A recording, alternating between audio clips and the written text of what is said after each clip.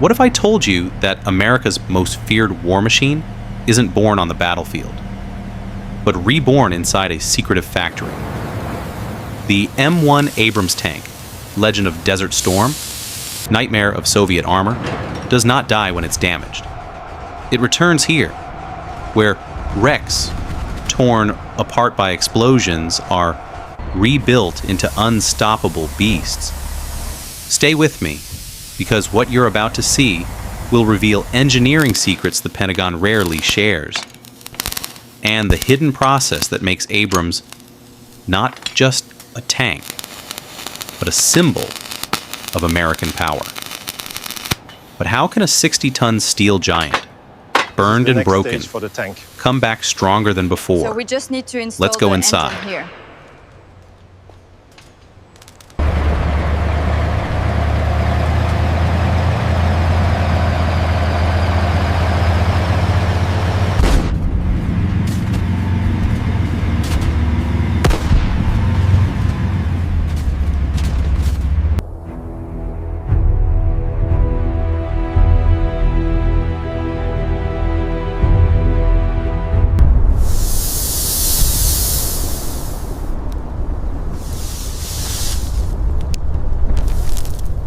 The Abrams entered service in 1980.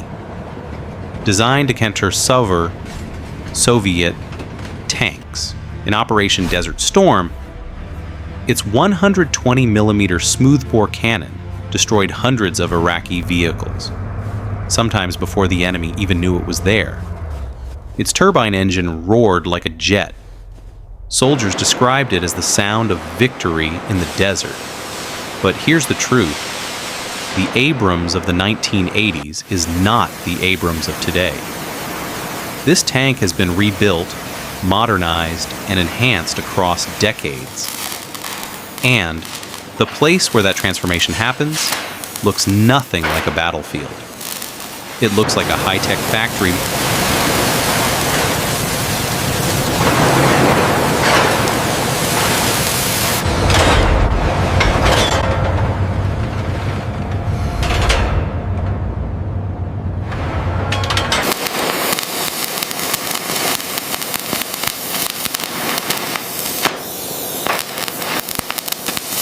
Okay, so what if we try to reroute the power supply through this alternate circuit? Step inside the Army's Lima tank plant in Ohio, the only place in America where Abrams are born and reborn. Here, tanks that have been shredded in combat roll in on flatbeds, blackened from fire, twisted from explosions. Every rivet, every plate, every weapon system is stripped away until nothing remains but a steel skeleton. Then the rebuild begins.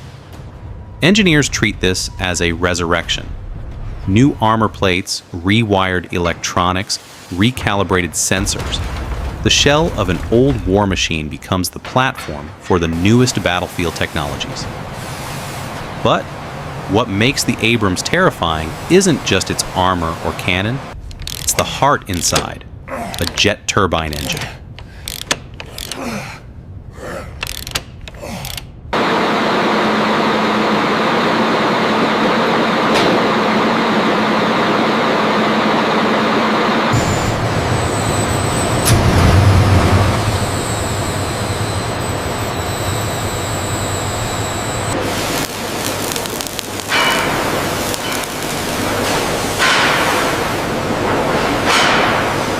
Listen closely.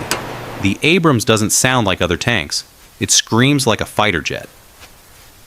Its Honeywell AGT 1500 turbine produces 1,500 horsepower, enough to launch 62 tons of steel from 0 to 32 kilometers per hour in just 7 seconds. That's faster than most family cars. Unlike diesel rivals, this turbine runs on almost any fuel. Diesel, kerosene, even jet fuel, giving it a logistical edge NATO commanders dream of. But there's a cost. It drinks fuel like a thirsty dragon. Twice the consumption of other tanks. Still, the US Army accepts that price because this engine gives the Abrams something irreplaceable. speed, adaptability, dominance. Of course, power means nothing without protection. So how does the Abrams shrug off weapons designed to kill it?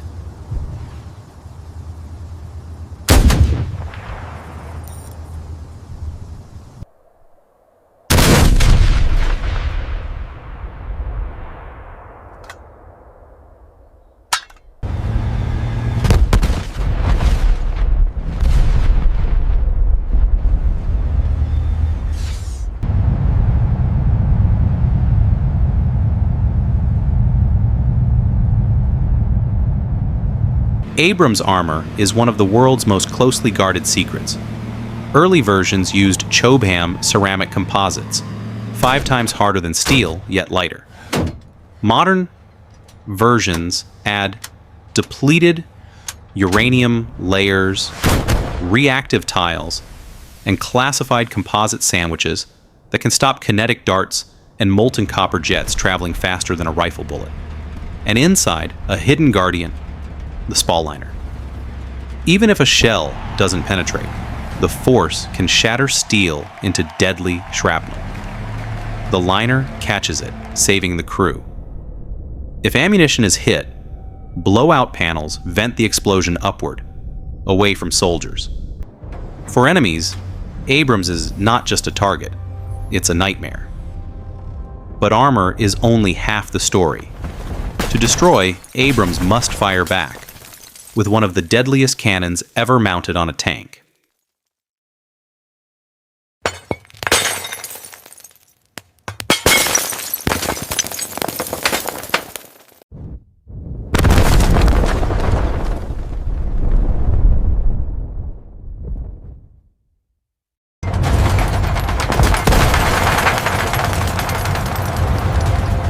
The Abrams once carried a 105mm cannon, but today it wields the German-designed Rheinmetall 120mm smoothbore, built under license in America. This gun fires sabot rounds made of depleted uranium, long needle-like darts that punch through enemy armor like paper. It also fires HEAT rounds, shaped charges that melt steel with streams of superheated metal. Together, they give Abrams a kill range longer and deadlier than most rivals. In Desert Storm, Abrams tanks destroyed hundreds of enemy vehicles, often before they were even in range to shoot back. But how can a crew survive the chaos inside this steel monster and keep it fighting day after day?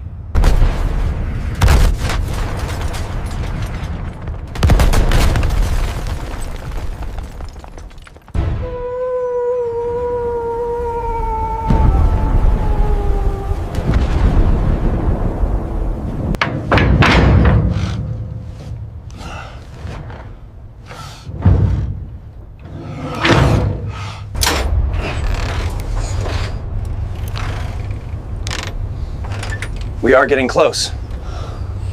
Step inside and you'll find 4 warriors: commander, gunner, loader, driver. Unlike Russian tanks, Abrams uses a human loader instead of an autoloader. Why? Because a person can adapt, repair, take over if another falls. Inside, space is cramped, hot, and deafening. But these crews become family. Every movement is muscle memory. Every command, instant. In Ukraine, these crews will need months of training to master the Abrams. But once they do, they'll wield not just a machine, but decades of combat wisdom built into its very steel. Fire. Yet even legends must evolve. So what does the future hold for the Abrams? Just rip it open, it's not that hard. I'm trying. It's really stuck.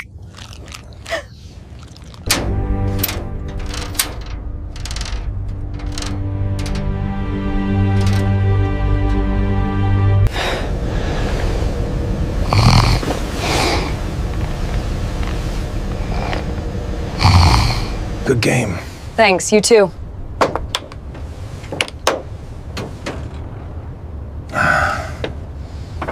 The Abrams has survived 4 decades by refusing to stay the same. The newest variant, M1 A2S EPV4, carries advanced thermal sights, drone killing sensors, and remote-controlled weapons. Engineers are already planning further upgrades, or perhaps a replacement platform entirely. But whether it's SEPV5 or something beyond, one truth is clear. The Abrams is not fading into history. It's adapting for tomorrow's wars, ready to fight in Europe, Asia, or anywhere America needs its armored fist. And that leads to one final question. What does this machine truly represent?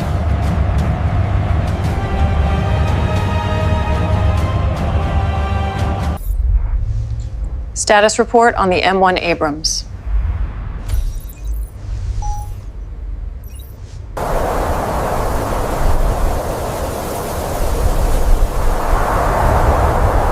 The M1 Abrams is more than a tank. It's a promise that no matter how the battlefield changes, America's steel will endure. From the deserts of Kuwait to the plains of Ukraine, from wreckage in a factory to resurrection on the front line, Abrams tells a story of reinvention. And its roar reminds the world power isn't given, it's engineered. This is the insane engineering of the gains Enchi Yuam Won Wan Anarchy a such our and she